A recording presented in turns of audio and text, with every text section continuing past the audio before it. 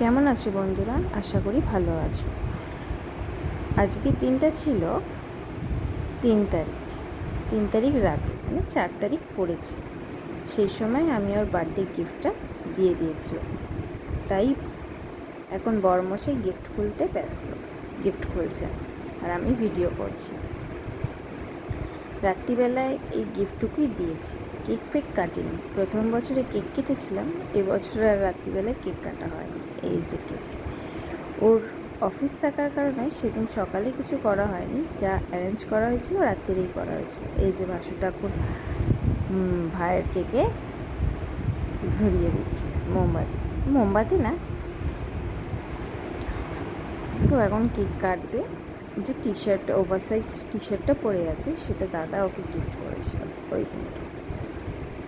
খুব খুশি ছিল দুখানা কেক পেয়ে একদম। তার মধ্যে আমার বাবা বলছিল যে 2 হাতে ছুরি ধরে কেক কাটো, হাসছিল ওই কারণে।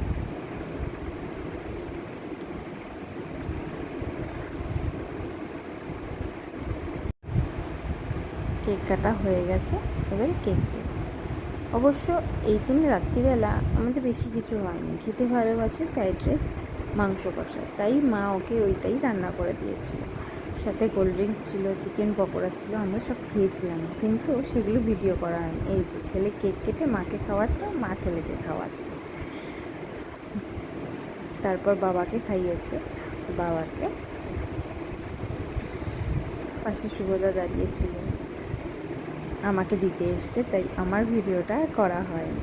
এবারে শটাং দাদার কাছে চলে গেছে। দাদার শরীরটা সেদিন খুব খারাপ ছিল, জ্বর ছিল, তাই দাদা খায়নি। দাদা বলছে তুই সবাইকে দিয়ে আয়, তারপর দিবি।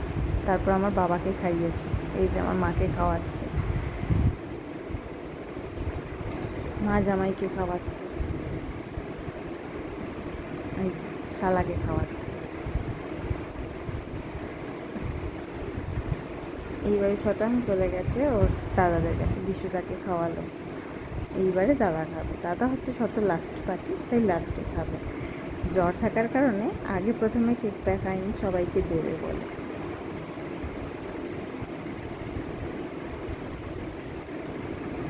এই যে বৌদিকে খাওয়াচ্ছে। তুই দেওর বৌদি সবসময় ঝগড়া করে, তার একটু